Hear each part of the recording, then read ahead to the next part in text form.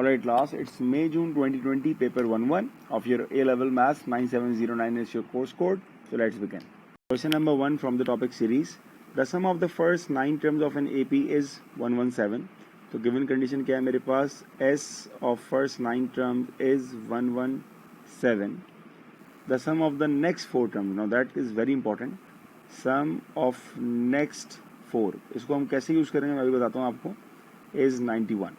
We are looking for the first term and the common difference. All right. Firstly, I will write down the working formula for Sn.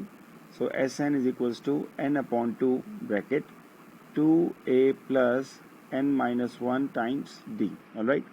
Firstly, मेरे पास यहाँ पर n की value है 9, तो मैं लिख दूंगा simple S9 is equals to 9 upon 2. सम का फॉर्मूला अप्लाई कर रहा हूँ, 2a plus 9 minus 1 it's 8 time d. Sum कितना है मेरे पास, 117 is equals to 9 divided by 2. यहाँ से मैंने 2 कॉमन लिया, क्या बचेगा, a प्लस 4d. 2 से 2 कैंसिल हो जाएगा, 117 divided by 9 that will be 13. So you got 13 is equals to a plus 4 times d. That is your first equation. Alright.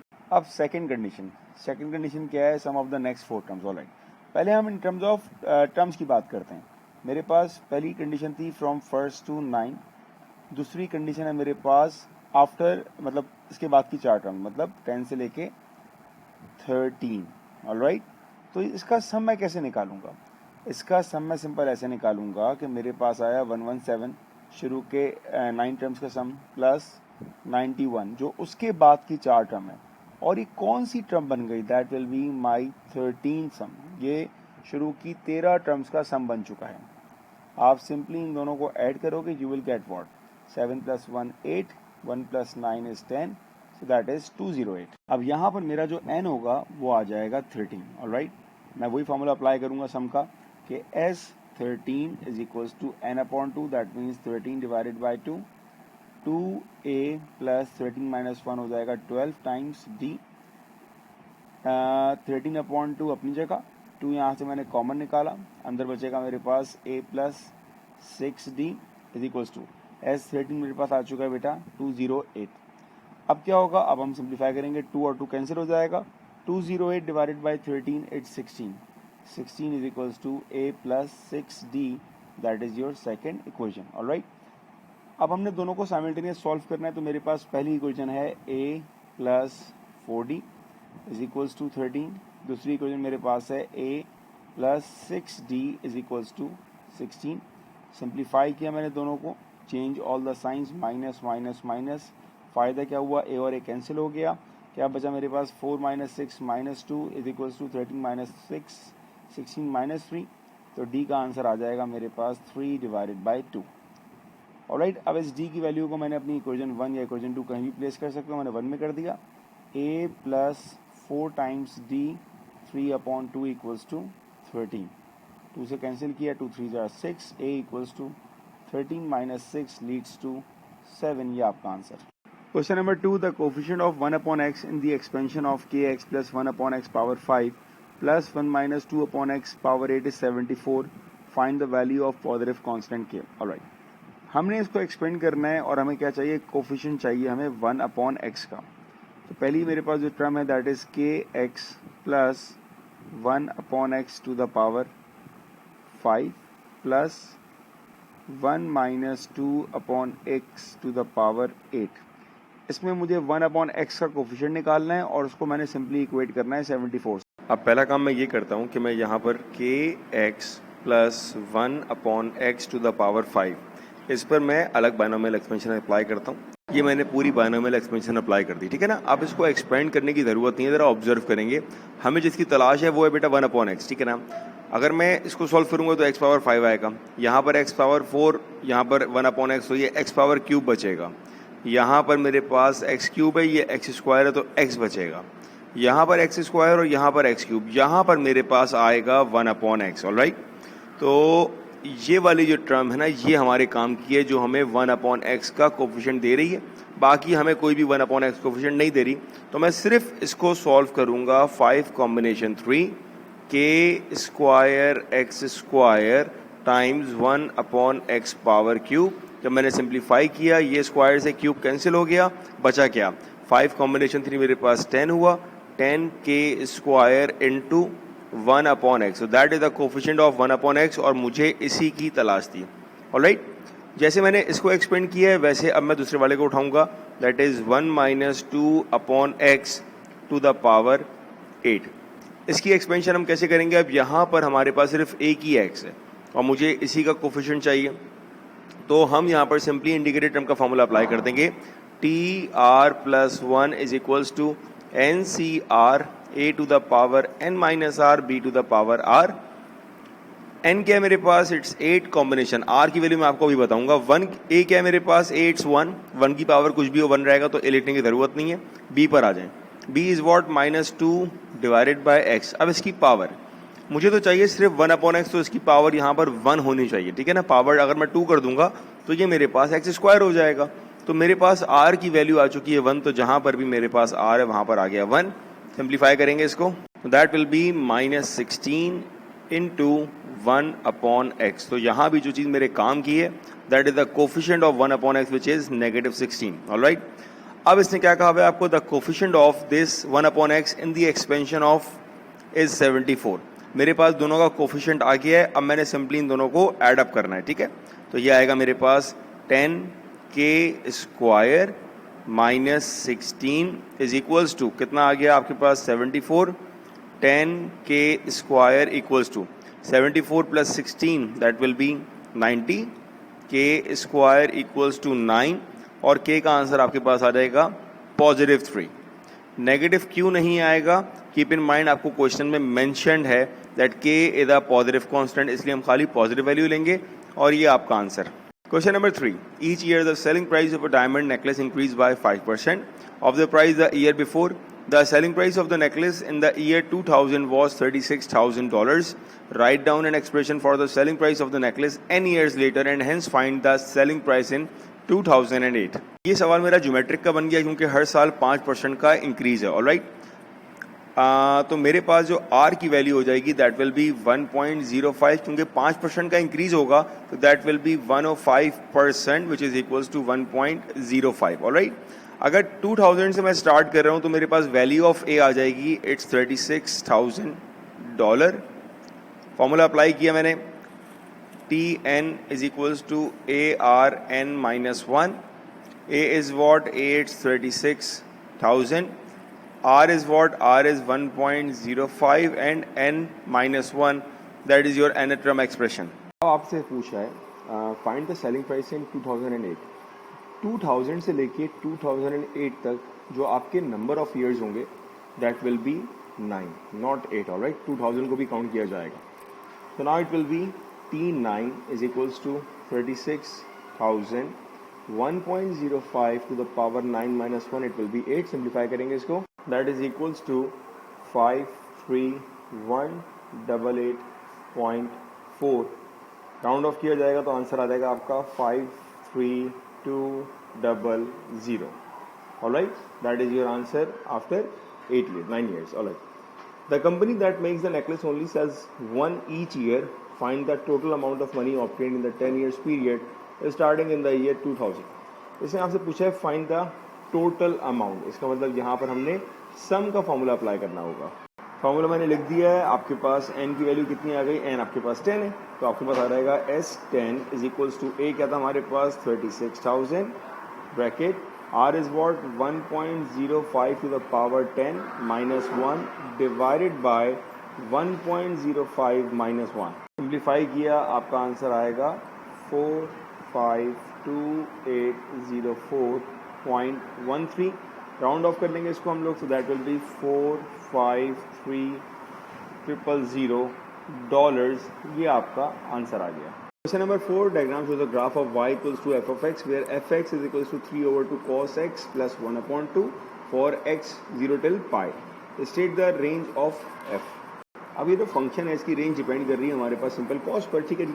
आपको ये बात अच्छी तरह मालूम है कि कॉस की जो मैक्सिमम वैल्यू होती है इट्स +1 और जो कॉस की मिनिमम वैल्यू होती है इट्स -1। ऑलराइट, ठीक है। अब यहाँ पे रेंज हमारे पास है फ्रॉम 0 टू लेके पाई डोमेन, सॉरी, और ये लिखा हुआ है 2x। अगर 2x होगा, अगर हमारे पास 2x होगा तो ये पाई का 2 पाई हो जाएगा और लोअर हमारे पास 0 ही रहेगी, ठीक है। तो मतलब ये है कि हम कॉस का सारे क्वाड्रेंट्स में देखेंगे वैल्यू क्या आ रही है हमारे पास। तो जब कॉस हमारे पास मैक्सिमम होगा, मैक्सिमम का मतलब ये हुआ कि कॉस हमारे पास +1 होगा, तो हमारी इक्वेशन क्या हो जाएगी, हमारी इक्वेशन हो जाएगी 3/2, कॉस की जगह तो 1 आ जाएगा, plus 1/2 which is equals to 4/2, इसका आंसर आ जाएगा 2। ये हमारे पास है कॉस मैक्सिमम है। अगर कॉस हमारे पास मिनिमम होगा दैट मीन्स कॉस की जगह अब -1 आ जाएगा, तो ये आपके पास क्या रहेगी 3/2 टाइम्स -1 प्लस 1/2। सिंप्लीफाई किया आपने इसको, that will be -3/2 plus 1/2 which is equals to -1। अब इसकी रेंज हम कैसे लिखेंगे, हमारे पास जो फाइनल आंसर होगा एफ ऑफ एक्स की value should be greater than equals to -1 minimum and lesser than equals to 2। ये आपका आंसर है फर्स्ट पार्ट का। Next part, a function g is defined such that g of x is equals to f of x plus k। अच्छा, f of x आपके पास यही function है, ठीक है, where k is the positive constant, the x axis is a tangent to the curve. क्या मतलब हुआ, जो x एक्सिस होगा वो टेंजेंट हो जाएगा कर्व पर, ठीक है, बात समझ में आ गई। State the value of k and hence describe the fully transformation that map the curve y equals to f of x on to y equals to g of x। ये आपका एक कर्व है, ठीक है ना। हमने फर्स्ट पार्ट में ये आइडेंटिफाई कर लिया कि यहाँ पर जो हमारे पास वैल्यू है मिनिमम वैल्यू इट्स -1, ये हमें पता है, ये आपके पास वैल्यू है -1। अच्छा, अगर x एक्सिस को टेंजेंट होना है तो इस कर्व को यहाँ पर आना पड़ेगा, ठीक है ना। अगर मैं रफली स्केच करके बताऊँ तो अगर मेरा कर्व कुछ ऐसा बनेगा, सॉर्ट ऑफ दिस, ऐसा बनेगा, ठीक है। तो देखें इस कर्व में जो x एक्सिस है वो इस कर्व पर टेंजेंट हो जाएगा, ठीक है, x एक्सिस टेंजेंट हो जाएगा। तो मुझे करना क्या है, मुझे इसको 1 यूनिट ऊपर शिफ्ट करना होगा। क्योंकि मैंने इसको 1 यूनिट शिफ्ट किया है, मेरे पास लिखा हुआ क्या है, g of x is equals to f of x plus k। Alright, मैंने ग्राफ में ये देखा कि मुझे अपने इसी पूरे कर्व को 1 यूनिट अगर ऊपर करूंगा तो ये x एक्सिस की लाइन जो है कर्व पे टेंजेंट बन जाएगा, तो मेरे पास k की जो वैल्यू होगी दैट विल बी 1। ऑलराइट, उसके बाद डिस्क्राइब फुली द ट्रांसफॉर्मेशन। अब ये ट्रांसफॉर्मेशन की जो बात की जा रही है, आपके पास क्या ट्रांसफॉर्मेशन हो रही है, तो मेरे पास इस क्वेश्चन में ट्रांसलेशन हो रही है। ऑलराइट, x पर कोई ट्रांसलेशन नहीं है, सिंपल मेरे पास y पे ट्रांसलेशन है, वो भी 1 यूनिट की, तो ट्रांसलेशन वेक्टर आ जाएगा इसका 0,1। ये आपका आंसर आ गया।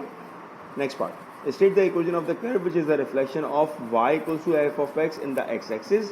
Give your answer in the form of y equals to a cos 2x plus b where a and b are constant। Alright, अब आपने रिफ्लेक्शन बताना है इस function y equals to f of x। Alright, जो आपको function यहाँ पर दिया हुआ था। पहले हम जरा रूल को देखते हैं। अगर आपके पास y equals to f of x एक फंक्शन है और मैं कहूँ यार रिफ्लेक्शन के बाद क्या हो जाएगा, that will be y equals to minus F of x. ये आपका रूल होता है कि आप पूरे फंक्शन को नेगेटिव से मल्टीप्लाई कर दो। जो आपकी इक्वेशन है f ऑफ x की, that is what, it's 3 divided by 2 cos 2x plus 1/2। जब मैं इस पूरे को मल्टीप्लाई कर दूंगा विद अ नेगेटिव साइन, तो अब मेरे पास इक्वेशन क्या होगी, it will be equals to -3/2 cos 2x minus 1/2। ये आपका सिंपल आंसर है। Question number 5, the equation of a line y equals to mx plus c where m and c are constant and the equation of a curve is xy equals to 16। Alright, मेरे पास line की equation क्या है, y equals to mx plus c। मेरे पास curve की equation क्या है, xy equals to 16। मुझे क्या करना है, I need, given that the line is the tangent to the curve, express m in terms of c। पहले तो मैं यहाँ पर y इक्वल्स टू 16, यहाँ पर मैं पहले y की वैल्यू प्लेस कर देता हूँ, that is mx plus c। Alright, अब मैं इसको सिंप्लीफाई करूँ अगर, तो ये आ जाएगा mx square plus cx minus 16 equals to 0। Condition क्या दी हुई है, it's tangent to the curve. Tangent का मतलब क्या होता है, b square minus 4ac equals to 0। Apply करते हैं तो b मेरे पास क्या है बेटा, it's c square minus 4, a is what, m, c is what, minus 16 equals to 0, c square plus 64m is equals to 0। मुझे m को बनाना है सब्जेक्ट, तो ये आएगा मेरे पास 64m is equals to minus c square, m is equals to minus c square divided by 64। आपके पास पहले का answer. Next part, given that m is equals to -4, find the set of values of c for which the line intersects the curve. Alright, जहाँ पर curve intersect करता है वहाँ पर हमारी कंडीशन हो जाती है B square minus 4ac greater than 0, alright. तो पहली चीज़ मुझे m की वैल्यू दी है -4, मेरे पास जो एक्सप्रेशन आया था m का it's minus C square divided by 64, m आ गया मेरे पास -4 equals to C square divided by 64, alright. Minus से माइनस कैंसिल हो जाएगा, C square equals to 64 times 4, apply root on both sides, c is equals to 8 to the 16, तो ये आएगा मेरे पास प्लस माइनस 16। अब अगर हम इसकी कंडीशन को थोड़ा विजुलाइज करके देखें तो हमारे पास c की जो दो वैल्यूज़ हैं, एक पॉजिटिव 16 है और एक माइनस 16, ठीक है। ये मेरे पास पॉजिटिव 16 और ये मेरे पास माइनस 16। जो रीजन हम ढूंढ रहे हैं, क्योंकि ये कह रहा है ग्रेटर देन, इसका मतलब हमें जाना है इस कर्व से बाहर, ऑलराइट। ये हमारी वैल्यूज़ होंगी। इन वैल्यूज़ का मतलब ये हुआ कि हमारे पास इसको ग्रेटर देन 16 होना चाहिए और लेसर देन माइनस 16 होना चाहिए, ठीक है जी। तो मेरे जो आंसर्स होंगे, क्योंकि रेंज पूछा है, c should be greater then 16 and c should be lesser than minus 16, alright. क्योंकि ग्रेटर देन है बेटा, ग्रेटर देन का मतलब क्या होता है, आउटसाइड द कर्व। 16 से हमें ज़्यादा चाहिए क्योंकि हमें इस कर्व के अंदर नहीं आना, हमें कर्व से बाहर जाना है। ये वाला region above the x axis है, ठीक है ना, ये भी अबव दी एक्स एक्सिस हमें चाहिए। तो हमारे पास c की वैल्यू -16 से छोटी होगी और पॉजिटिव 16 से हमारे पास बड़ी होनी चाहिए, ताकि हम इस कर्व के अंडर ना आए, इसके हमेशा ऊपर ऊपर रहें।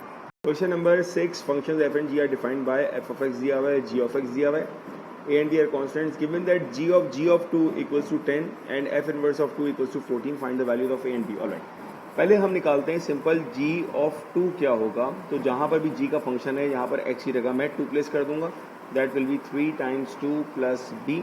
तो g of 2 मेरे पास आ जाएगा 6 प्लस b, ऑलराइट। कंडीशन आपको दिया हुआ है क्या है, g of 2, इसका मतलब मैं इसको कह सकता हूँ g of 6 प्लस b। ऐसा क्यों? इसी वजह यह है कि g of 2 बराबर है मेरे पास 6 प्लस b, तो जहाँ भी g of 2 होगा वहाँ पर मैंने 6 प्लस b को प्लेस कर दिया। अब g 6 प्लस b क्या हो जाएगा, बहुत सिंपल है, फंक्शन लेंगे हम g का, that is 3 times x plus b, और जहाँ पर भी x होगा वहाँ पर आ जाएगा 6 प्लस b। सिंप्लीफाई करेंगे, 3 6 are 18 plus 3b plus b, ये आ जाएगा 18 plus 4b, that is equal to g of 2। अब आपको g ऑफ 2 की वैल्यू इटसेल्फ दी है, that is equal to what, that is equal to 10। तो ये आ जाएगा 10 is equal to 18 plus 4b minus 8 is equal to 4b and b is equal to minus 4 divided by 2। ये आपके पास b का आंसर आ गया, which is equals to b is equals to -2। ठीक है बेटा, ये आपका b का आंसर आ गया। अब जो आपको सेकंड कंडीशन दी है, that is f inverse of 2 is equals to 14। इसको अगर हम थोड़ा विजिलेंट होकर यूज करें तो f इनवर्स अगर वहाँ पर जाएगा, that will B only f। तो मैं ये कह रहा हूँ कि यार f ऑफ 14 बराबर है मेरे पास 2 के। तो फंक्शन क्या है, फंक्शन है f of x is equals to 1/2x minus a। मेरे पास आ गया f ऑफ 14, मतलब जहाँ पर भी x होगा वहाँ पर आ जाएगा 14 माइनस a। तो 14/2 इट्स 7 माइनस a, और f ऑफ 14 बराबर है 2 के, ऑलराइट। ये वैल्यू कहाँ से आ रही है, ये तो यहाँ दी हुई है, f ऑफ 14 बराबर है 2 के, तो जहाँ पर भी f ऑफ 14 होगा वहाँ पे 2 आ जाएगा। तो मेरे पास सिंपली एक आंसर क्या आ जाएगा बेटा, 7 माइनस 2 इट्स 5। ये आपके पास आंसर आ गए a और b के। Using these values of a and b, find an expression for g of f of x in the form of cx plus d, alright। तो पहले मैं काम ये करता हूँ कि f of x में निकालता हूँ, मैं पुट करता हूँ वैल्यू। तो f of x क्या आ रहेगा मेरे पास, इट विल बी x/2, और a की वैल्यू क्या आ रही है -5, और g of x मेरे पास क्या आ जाएगा, it will B 3x minus 2। अब इसने मुझसे कहा है g of f of x, ठीक है बेटा, मतलब मेन फंक्शन g का होगा, इट्स 3x माइनस 2, और जहाँ पर भी x हो जाएगा वहाँ पर हम f पुट कर देंगे, x/2 -5। ये आ गया g of f of x। Simplify करेंगे इसको, तो पहले मैं इसका एलसीएम ले लेता हूँ 3, ये आ जाएगा x माइनस 5 2 ज़ा 10 डिवाइडेड बाई 2 -2, ऑलराइट। अब इसको सिंप्लीफाई करेंगे हम, तो 3x माइनस 3 10 ज़ा 30 माइनस 2 2 ज़ा 4 डिवाइडेड बाई 2, ऑलराइट। एलसीएम ले लिया मैंने, सिंप्लीफाई करेंगे इसको, तो ये आएगा 3x माइनस 34 डिवाइडेड बाई 2। ये 2 दोनों के साथ है, तो मैं कह सकता हूँ उसको ये लिखा हुआ है 3/2x माइनस 34/2, इट्स 17 ये आपका आंसर हो गया। Number 7 from trigonometry, prove the identity. तो पहला काम हम यहाँ पर स्टार्ट करेंगे एलसीएम से। एलसीएम यहाँ पर आ जाएगा मेरे पास cos theta and 1 plus sine theta, cross multiply हो जाएगा, so that will be 1 plus sine theta whole square plus cos square theta. Alright, identity expand करी, ए स्क्वायर प्लस 2ab प्लस B square plus cos square theta divided by, denominator को as it is छोड़ दिया, cos theta and 1 plus sine theta. Alright, अब आपके पास यहाँ पर क्या हुआ, आपके पास ये मिलके क्या बन जाते हैं, दैट इज इक्वल्स टू 1। तो अब मैं लिखूंगा इसको 1 प्लस 2 साइन थीटा प्लस ये 1 आ जाएगा divided by cos theta and 1 plus sine theta.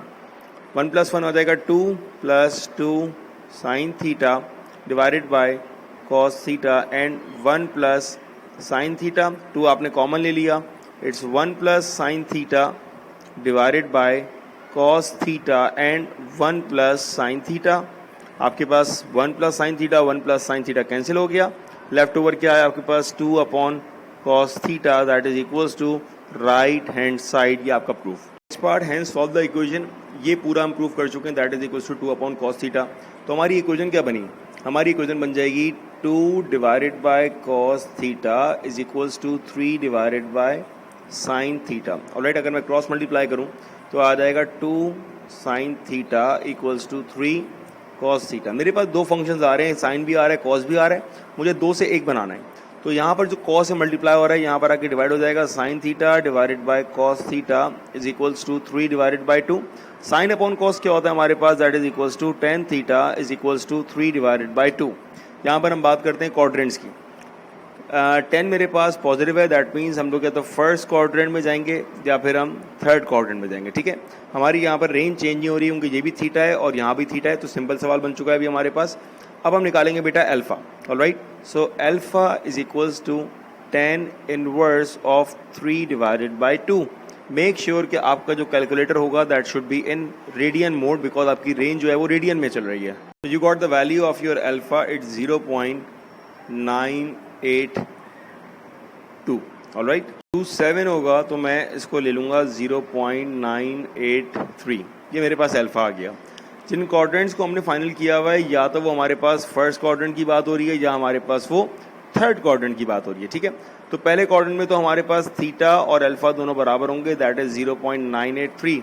लेकिन जो मेरे पास थर्ड क्वाड्रेंट आएगा इसमें मैंने पाई को ऐड करना पड़ेगा, तो that will be pi plus 0.983।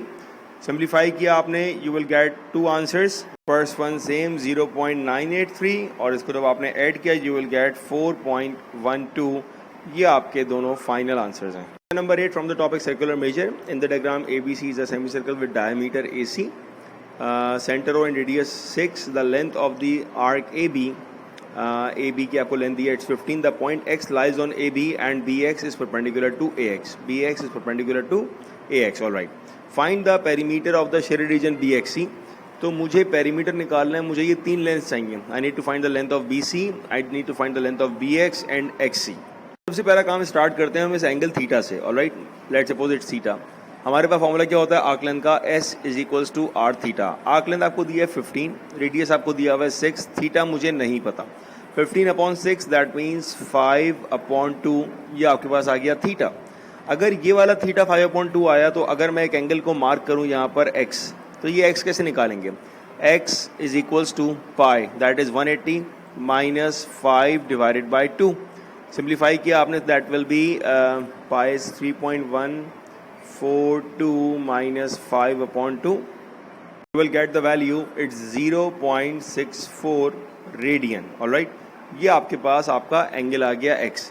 जैसे ही आपके पास एंगल आया, what you can find, we can find the length of B and C। कैसे फाइंड करेंगे, सिंपल है, S is equals to R theta, S is unknown, radius is 6 and theta is 0.64। Simplify किया आपने, you will get the value, it's 3.85, that is the arc length of B and C। तो ये पहली length आ गई। Secondly we can find the length of B and X। कैसे निकालेंगे, by using trigonometry.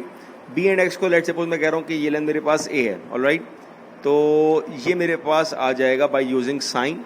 तो मैं कह सकता हूँ साइन एंगल मेरे पास x आ चुका है, that is 0.64 is equals to opposite is a but the hypotenuse is your radius.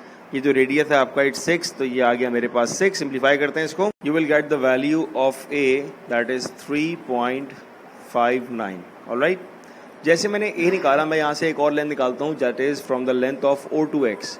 o से लेके x की मुझे लेंथ निकालनी, let's call this length is b। अब इस लेंथ को निकालने के लिए मैं पहले नाम दे दूँ इस लेंथ का, that is ox। Alright, ox के लिए मैं cos अप्लाई कर सकता हूँ, सो that will B cos x is what? X is 0.64 is equals to b divided by 6. So the value of b we get it's 4.81. Alright, ये मेरे पास b की value आ गई। अब अगर मैं फिगर में देखूं तो मेरे पास जो o से लेके c तक की लेंथ होगी from o to c, that is my radius. Alright, it's 6. तो मेरे पास लेंथ ऑफ x ही आ जाएगी, सिंपल। x के लिए मैं क्या करूंगा, 6 minus b, that will B 6 minus b की वैल्यू आ चुकी है मेरे पास 4.81, that will be equals to 1.19. all right, now we need to find out the perimeter. perimeter का मतलब क्या हुआ, perimeter का मतलब है sum of all sides। तो perimeter आपके पास आ जाएगा 8.63, ये आपका answer. Question number 9 from the topic differentiation, you have a equation y, आपको क्या फाइंड करना है, dy एंड dx। तो पहले let me write down the equation y here। so y is equals to 3 minus 2x to the power cube plus 24 times x। all right, जब आपने इसको derivative करना स्टार्ट किया, so D Y by D X is equals to, first you need to write on the power, then subtract 1 from the power, और फिर आपने function का derivative. Alright, that means इसका भी डेरिवेटिव आएगा which is equals to -2 plus 24 का derivative क्या हो जाएगा, 24x का 24 आ जाएगा। सिंप्लीफाई किया आपने, you will gate -6 3 minus 2x to the power 2 plus 24, that is your first derivative. जब हम इसको दोबारा डेरिवेट करेंगे, that will B d square y over D x square. अब वही काम दोबारा किया, पहले पावर आ जाएगी, दैट विल बी 6 2 are 12, फिर subtract 1 from the power, 2 minus 1 1, और फिर जिस फंक्शन पे power, function is 3 minus 2x, derivative आ जाएगा -2।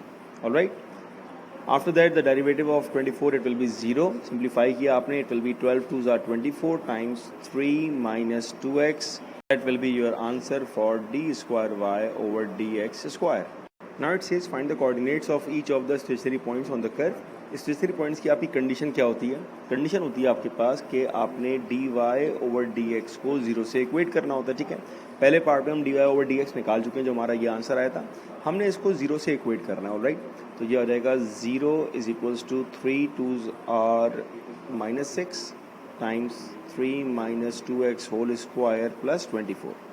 ऑलराइट, 24 को आपने शिफ्ट किया लेफ्ट पर, ये आ जाएगा -24 equals to -6 times 3 minus 2x power 2, 6 आगे डिवाइड हो जाएगा, it will be 4 equals to 3 minus 2x का होल स्क्वायर। आपको स्क्वायर कैंसिल करना है, you need to apply under root on both sides, तो that will be 3 minus 2x is equals to plus -2। अब आपने एक दफ़ा पॉजिटिव 2 को लेकर सॉल्व करना है, 3 minus 2x, और एक दफ़ा आपने -2 को लेकर सॉल्व करना है। जब पॉजिटिव 2 होगा तो ये आ रहेगा आपके पास 2x is equals to 1, x is equals to 1/2, और ये आ रहेगा आपके पास 2x is equals to 5 and x is equals to 5 divided by 2। ये आपसे कह रहा है कोऑर्डिनेट्स, ये आपका फाइनल आंसर नहीं हुआ। कोऑर्डिनेट्स का मतलब ये हुआ x और y की वैल्यू। आपके पास y की इक्वेशन तो दी हुई है क्वेश्चन में, that is y equals to 3 minus 2x cube plus 24x। तो मैं यहाँ पर पहले x को प्लेस करूँगा 1/2, I will get the value of y, और फिर x को प्लेस करूँगा 5/2, I will get second value of y। तो ये मैंने इसको सिंप्लीफाई किया, आंसर आया 20, आंसर आया 52। अब मेरे फाइनल आंसर कोऑर्डिनेट्स में क्या होंगे, जब x की वैल्यू 1/2 है तो y कितना आ रहा है 20, और जब x की वैल्यू 5/2 है तो y आ रहा है 52। ये आपके आंसर्स हैं।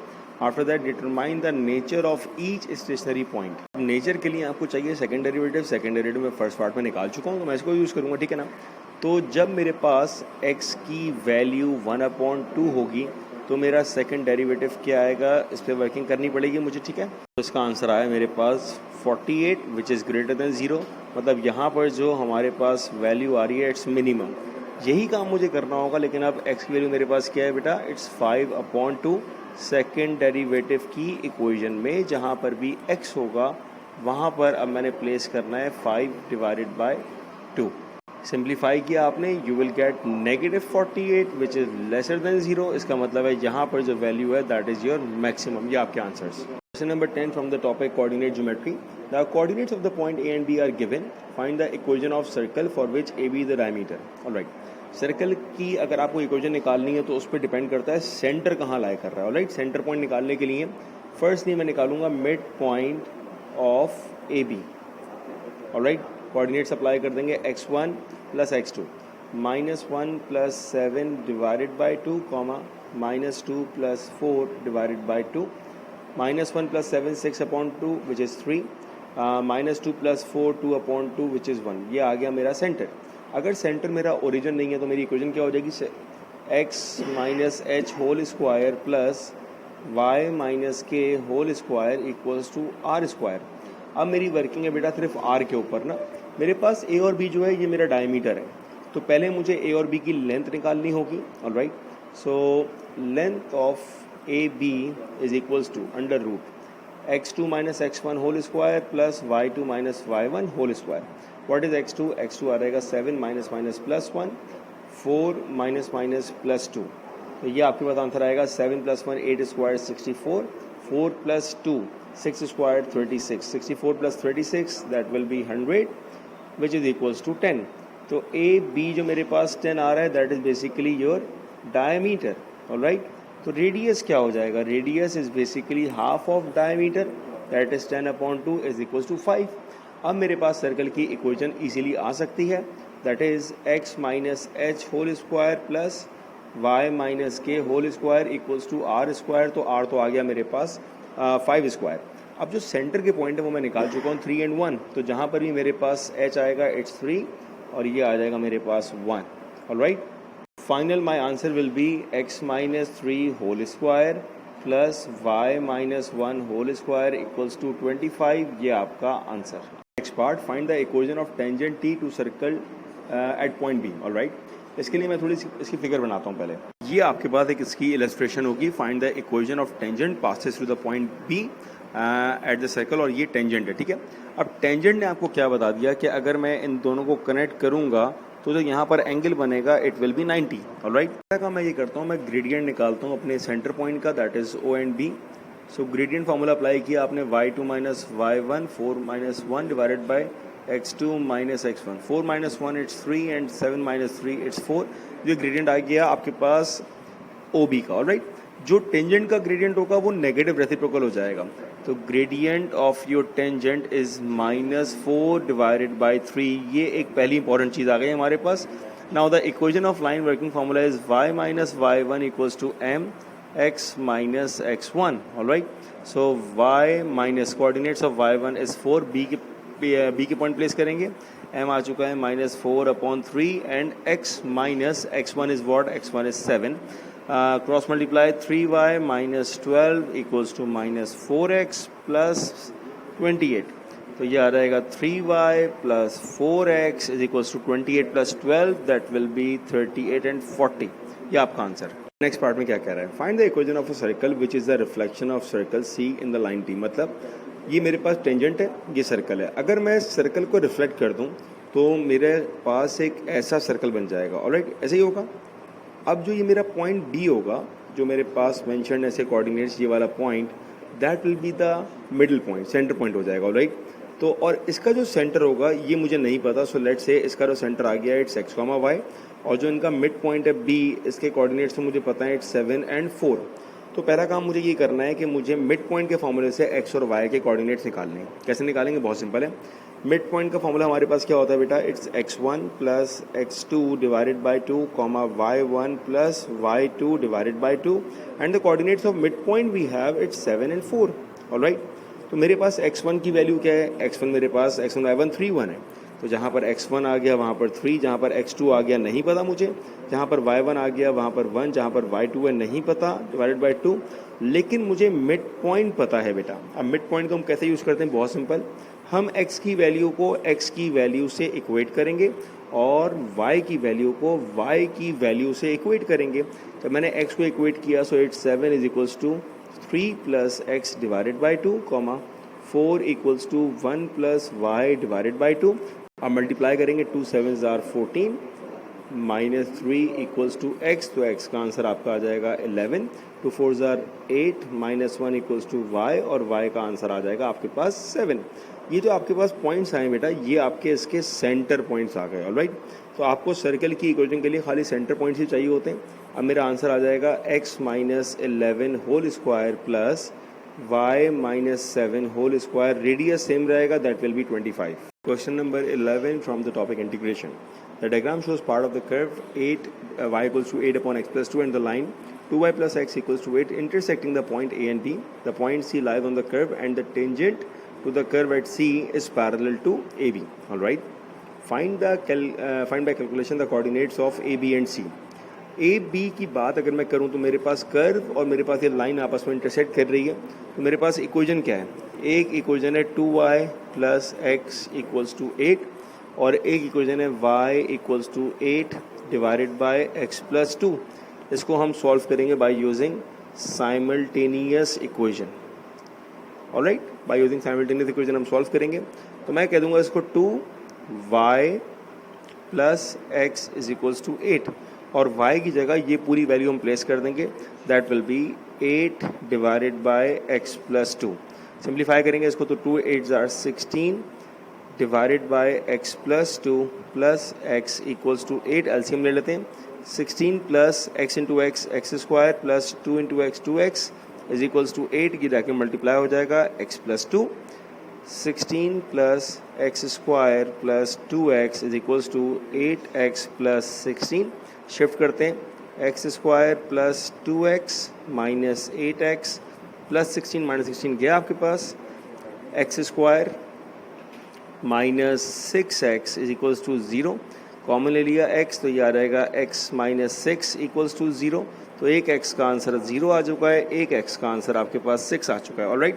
क्योंकि मेरे पास जो a पॉइंट है वो y एक्सिस पे लाई कर रहा है, उसका x मेरे पास 0 होगा, ठीक है बेटा। अब निकालते हैं हम y के कोऑर्डिनेट्स को। जब x मेरे पास 0 होगा तो y के लिए I can use any equation, तो मैं यहाँ से निकालता हूँ। ये आ जाएगा बेटा 2y, x तो 0 है तो 2y इक्वल्स टू 8, तो y का आंसर आ जाएगा मेरे पास 4। तो a के कोऑर्डिनेट्स आ चुके हैं 0, 4। अब हम b की बात करते हैं। अब x की वैल्यू 6 है तो 2y प्लस इस वाली इक्वेशन में प्लेस कर रहा हूँ, ठीक है। 2y plus 6 is equals to 8, 8 minus 6, तो y का आंसर आ जाएगा 1। तो मेरे पास b के कोऑर्डिनेट्स आ चुके हैं 6, 1। अब आते हैं c के ऊपर। c के बारे में उसने क्या कहा भाई? c lies on the curve and the tangent to the curve is parallel to ab। क्या मतलब हुआ? यहाँ पर जो आपने कंडीशन यूज करनी है वो करनी है सेम ग्रेडियंट। याद रखें, अगर हमारे पास लाइंस पैरेलल होती हैं तो ग्रेडियंट सेम होता है, ठीक है। आपके पास जो लाइन की इक्वेशन है, ये काम मैं करता हूँ c के लिए, ठीक है। आपके पास जो लाइन है that is 2y plus x is equals to 8। इस लाइन का ग्रेडियंट क्या होगा? तो बनाते हैं y को सब्जेक्ट, ये आ जाएगा 8 माइनस एक्स अपॉन 2। तो यहाँ पर जो आपका ग्रेडियंट आ रहा है that is the coefficient of x, it's negative 1 divided by 2। ये आपका ग्रेडियंट आ गया। आपके पास कर्व की इक्वेशन क्या है? कर्व की इक्वेशन है y equals to 8 divided by x plus 2। That means y is equals to 8 into x plus 2 की पावर माइनस 1। डेरिवेट करते हैं इसको, तो y डैश क्या आ जाएगा? फर्स्ट पावर लिखी, फिर पावर में से आपने 1 को माइनस कर दिया, दैट मीन्स ये आ जाएगा minus 8 divided by x plus 2 to the power 2। ये क्या आ रहा है? ये मेरा ग्रेडियंट आ रहा है, जो कि किसके बराबर होना चाहिए? इसके बराबर होना चाहिए। क्यों होना चाहिए? लाइन मेरे पास पैरेलल है, तो ये आ गया 1/2। सिंप्लीफाई किया आपने, नेगेटिव और नेगेटिव कैंसिल हो गया, क्या बचा? 2 8s are 16 is equals to x plus 2 whole square. आपको अगर रूट को खत्म करना, स्क्वायर खत्म करना, you need to apply root on both sides. तो ये आ जाएगा 4 इक्वल्स टू एक्स प्लस 2 और x का आंसर आपके पास आ जाएगा 2, that is the coordinate of c। आपने c का y कोऑर्डिनेट निकालना है, तो आपके पास इक्वेशन क्या है? y is equals to 8 divided by x plus 2 और x की जगह आप लिखोगे इसकी वैल्यू 2, तो 8 डिवाइडेड बाय 4, तो ये आ जाएगा 2। तो आपके पास c के जो कोऑर्डिनेट्स आ रहे हैं दैट इज x भी 2 है और y भी 2 है। तो आपके पास तीनों के कोऑर्डिनेट्स आ चुके हैं। आपके पास a का कोऑर्डिनेट 0,4, b का कोऑर्डिनेट 6,1 और c का coordinate 2,2। Alright, in the next part, find the volume generated when the shaded region bounded by the curve and the line is rotated through 360 degree about the x-axis. Alright. तो मैं निकालूंगा volume under the line, volume under the curve, और मैं दोनों को separate कर दूंगा, ठीक है। तो मैं स्टार्ट करता हूँ अपना क्वेश्चन लाइन के वॉल्यूम से। आपके पास लाइन की इक्वेशन क्या है, it's 2y plus x is equals to 8। सबसे पहला काम क्या करना है, y को बनाएंगे सब्जेक्ट, y आ जाएगा मेरे पास 8 माइनस एक्स डिवाइडेड बाई 2, और मैं कह सकता हूँ ये आ जाएगा 4 माइनस 1 अपॉन 2x। वॉल्यूम निकालने के लिए आपको y स्क्वायर चाहिए होगा, तो मुझे दोनों साइड पर y को स्क्वायर करना पड़ेगा। अब मेरे पास क्या आंसर आ जाएगा, it will B 16 minus 4ab, 2ab होगा मेरे पास, तो 2a is 4 and b is 1 upon 2x plus x square divided by 4। ये आ जाएगा मेरे पास, सिंप्लीफाई करूँगा तो ये कैंसिल हो जाएगा। तो y स्क्वायर क्या आ गया मेरे पास finally, 16 minus 4x plus x square divided by 4। ये तो आ गया मेरे पास वॉल्यूम। अब सॉरी y आ गया ना, y स्क्वायर आ गया। अब जो मेरे पास प्रिंसिपल है वॉल्यूम निकालने का, वो क्या कहता है, वो कहता है इंटीग्रल करेंगे हम y स्क्वायर को विद रिस्पेक्ट टू dx, और इसको मल्टीप्लाई कर देंगे पाई, और मेरे पास यहाँ पे लिमिट्स क्या हैं, फ्रॉम 0 टिल 6। ये काम मैं करूँगा अब, ठीक है। तो पाई अपनी जगह, integral from 0 till 6, y square क्या है मेरे पास, y स्क्वायर निकाल चुका हूँ, 16 minus 4x plus x square divided by 4 times dx। Integrate करना स्टार्ट करेंगे इसको, पाई अपनी जगह रहेगा, 16 का इंटीग्रल क्या हो जाएगा बेटा, 16x माइनस 4x का आ जाएगा 2x square plus x cube divided by 12, और यहाँ पे लिमिट्स अप्लाई करनी मैंने फ्रॉम 0 टिल 6। लिमिट्स की वैल्यू प्लेस करते हैं इसमें, सिंप्लीफाई किया आपने, यू विल गेट 42 पाई। ये किसका वॉल्यूम आ गया, ये आपका लाइन का आ गया। जैसे हमने लाइन का निकाला वैसे ही अब हम बात करेंगे कर्व की। ऑलराइट, कर्व की इक्वेशन क्या है मेरे पास, y is equals to 8 divided by x plus 2। y already subject बना हुआ है, मुझे सिर्फ क्या करना है, I need to apply square on both sides. ये हम हमेशा करते हैं वॉल्यूम के लिए। तो y square is equals to 8 square 64 divided by x plus 2 whole square, और इसको मैं लिख सकता हूँ कि 64 times x plus 2 to the power minus 2। ये मेरे पास आ गया y स्क्वायर। वही फार्मूला अप्लाई करेंगे, integral of y square dx multiply करेंगे पाई से ताकि वॉल्यूम आ जाए, और लिमिट्स हमारे पास सेम है, दैट इज फ्रॉम 0 टिल 6। जब मैंने इसको इंटीग्रेट करना है तो बहुत सिंपल हो जाएगा, add 1 in the power divided by total power. जब आपने पावर में 1 ऐड किया, ये आ जाएगा -2 plus 1 -1 divided by total power is -1, और लिमिट्स क्या है मेरे पास, फ्रॉम 0 टिल 6। ऑलराइट, अब इसको मैं लिमिट्स की वैल्यू प्लेस करूंगा। ये मैंने सिंप्लीफाई किया, पावर -1 थी, नीचे आ गई तो +1 हो गई। इसमें मैंने अपर लिमिट पुट करी तो ये आ जाएगा 6 प्लस 2 8, और जब लोअर लिमिट प्लेस करूंगा तो 0 प्लस 2, ये वाला 2 बचेगा, इसको 0 मत कर दीजिएगा गलती से, ठीक है। तो ये आंसर आ गया -8 प्लस 32, दैट इज 24 पाई। अब मैं सिंपल दोनों को माइनस करूंगा, ठीक है बेटा। जो फाइनल स्टेप होगा वो क्या हो जाएगा, वॉल्यूम ऑफ शेडेड रीजन। ये कैसे निकालेंगे हम, हमारे पास लाइन का वॉल्यूम आया था 42 पाई, इसमें से हम माइनस करेंगे 24 पाई को, that will be equals to 18 pi. ये आपका वॉल्यूम आ गया शेडेड रीजन का, और ये आपका आंसर है।